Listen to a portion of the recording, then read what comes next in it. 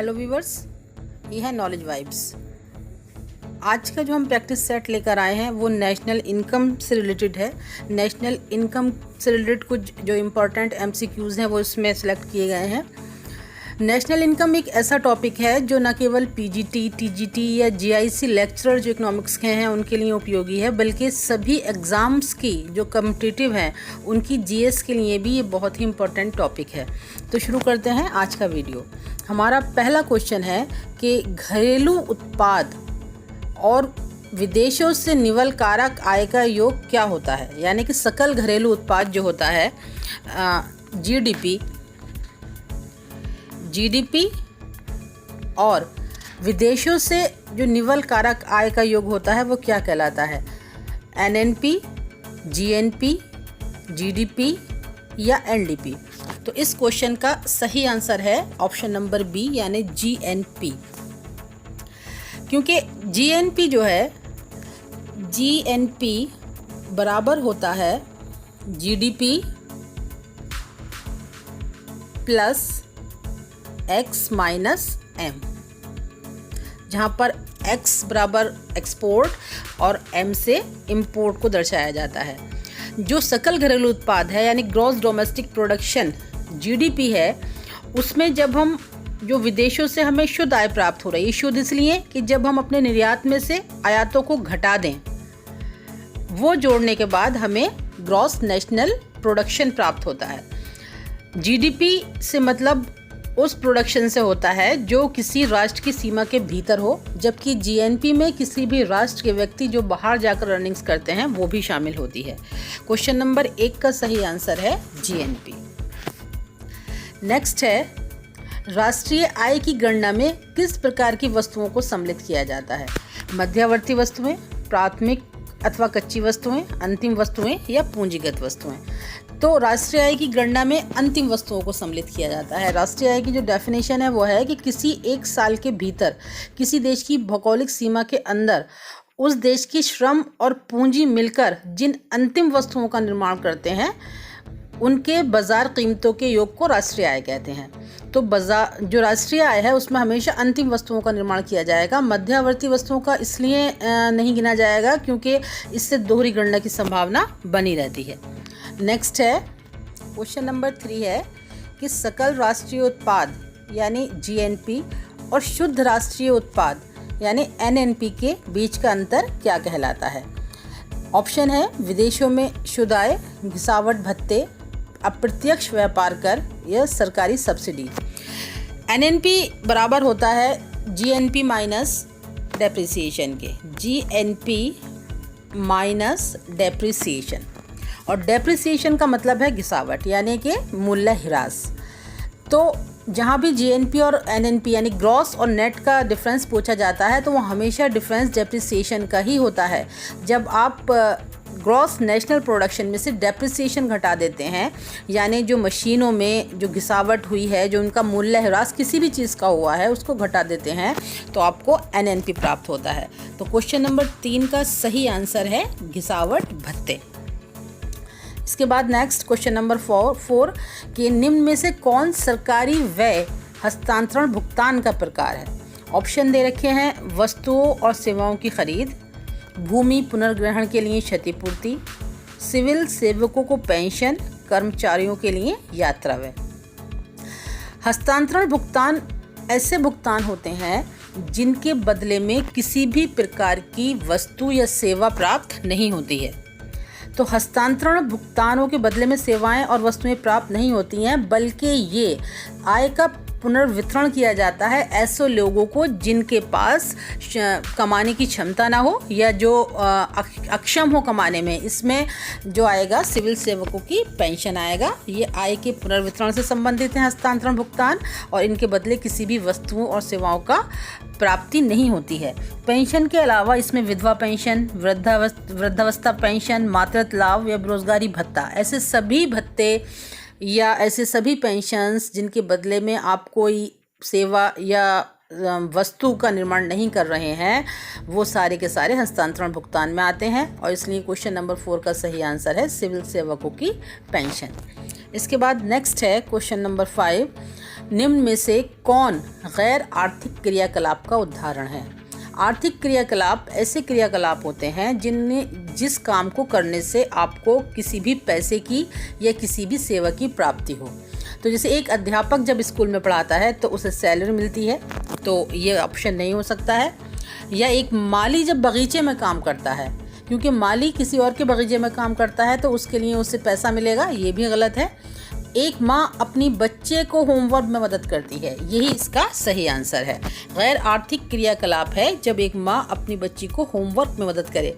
यही होमवर्क अगर ट्यूटर कराएगा और होमवर्क कराने के बदले पैसा लेगा तो ये आर्थिक क्रियाकलापों में शामिल होगा। तो क्वेश्चन नंबर 5 का सही आंसर है option C. Next question number 6 कि भारत की जीएनपी के आकलन में विदेश से प्राप्त शुद्ध साधन आय रही है हमेशा ऋणात्मक, हमेशा धनात्मक, कभी ऋणात्मक कभी धनात्मक, या फिर इनमें से कोई नहीं।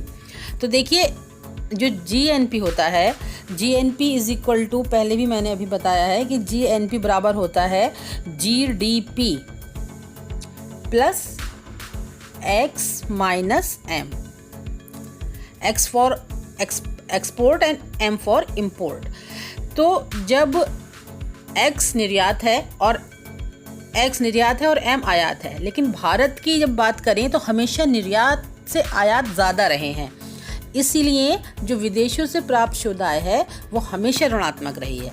क्योंकि जब आप x माइनस m करेंगे तो मान लीजिए निर्यात हुए हैं 10 करोड़ रुपए के और आयात हो गए हैं 20 करोड़ रुपए के, तो जब विदेशों से शुद्ध निवल आय आप निकालेंगे तो -10 करोड़ आ जाएगी। इसलिए जो विदेशों से हमें प्राप्त शुद्ध आय रही है, साधन आय, वो हमेशा ऋणात्मक रही है। रीज़न है इसका हमारे आयातों का हमेशा ही निर्यातों से ज़्यादा रहना। तो क्वेश्चन नंबर 6 का सही आंसर ऑप्शन ए। नेक्स्ट है, निम्नलिखित में से कौन सा एक सकल राष्ट्रीय उत्पाद के आकलन में सम्मिलित नहीं किया जाता है? तो ऑप्शन 4 दे रखे हैं, निगम आयकर, हस्तांतरण भुगतान, अवितरित लाभ और सामाजिक सुरक्षा अंशदान। यहाँ पर जो आंसर सही होगा वो होगा ऑप्शन बी, क्योंकि राष्ट्रीय आय में उन सभी वस्तुओं को जोड़ा जाता है जिनका कोई बाजार मूल्य हो, लेकिन हस्तांतरण भुगतान जो है वो मुद्रा के उस भुगतान को कहते हैं जिसके बदलों में कोई भी वस्तु या सेवा अर्जित नहीं की जाती। हस्तांतरण भुगतान के माध्यम से सरकार केवल आय का पुनर्वितरण ज़रूरतमंद लोगों के लिए करती है, जिसमें सिविल सेवकों को दी जाने वाली पेंशन, वृद्धावस्था पेंशन, विधवा पेंशन, मातृत्व लाभ या बेरोजगारी भत्ता आदि शामिल होगा। नेक्स्ट, सकल राष्ट्रीय उत्पाद की व्यय विधि में किसको नहीं जोड़ा जाता? जो सकल राष्ट्रीय उत्पाद है उसकी जो व्यय विधि है उसमें सभी वस्तुओं के अंतिम बाजार मूल्यों को जोड़ा जाता है। तो इसमें जो है आपका जो निजी उपभोग पर आपने व्यय किया है वो भी शामिल होगा, सकल घरेलू निजी निवेश भी शामिल होगा, वस्तुओं और सेवाओं पर जो सरकार व्यय करती है वो भी शामिल होगा। इसमें शामिल नहीं होंगे अप्रत्यक्ष कर। नेक्स्ट क्वेश्चन नंबर 9, वास्तविक अर्थ में राष्ट्रीय आय क्या है? जब राष्ट्रीय आय चालू कीमतों पर व्यक्त की जाए, या जब राष्ट्रीय आय स्थिर कीमतों पर व्यक्त की जाए, या फिर वस्तुओं एवं सेवाओं के उत्पादन में परिवर्तन किया जाए, या फिर कीमत स्तर में परिवर्तन हो। तो वास्तविक अर्थ में राष्ट्रीय आय होगी जब राष्ट्रीय आय को स्थिर कीमतों पर व्यक्त किया जाए। स्थिर कीमतों पर एक ऐसे आधार वर्ष में जिसमें ज़्यादा उथल पुथल ना हो, ना ज़्यादा मंदी हुई हो, ना ज़्यादा महंगाई बढ़ी हो। तो जो नॉर्मल सा एक साल रहता है उसी को हम आधार वर्ष चुनते हैं, और जो स्थिर कीमतों पर जब व्यक्त की जाए वही वास्तविक राष्ट्रीय आय होती है। क्वेश्चन नंबर 9 का सही आंसर है ऑप्शन बी। नेक्स्ट है, सरकार द्वारा अंतरण भुगतान निवल घरेलू उत्पाद में शामिल नहीं किया जाता। क्यों? अंतरण भुगतान को भी ही हम हस्तांतरण भुगतान भी कहते हैं, ट्रांसफर पेमेंट यानी। ऑप्शन दे रखे हैं, ये लाभार्थियों को सरकार द्वारा प्रदत्त उपहार होते हैं, वस्तुओं के रूप में इनकी गणना नहीं की जा सकती, ये भुगतानों की बराबरी करने के लिए वस्तुओं और सेवाओं कोई भी तत्संबंधी उत्पादन नहीं हुआ होता है, उन भुगतानों में निःसरण संभव है। तो यहाँ जो सही आंसर है वो है ऑप्शन नंबर सी।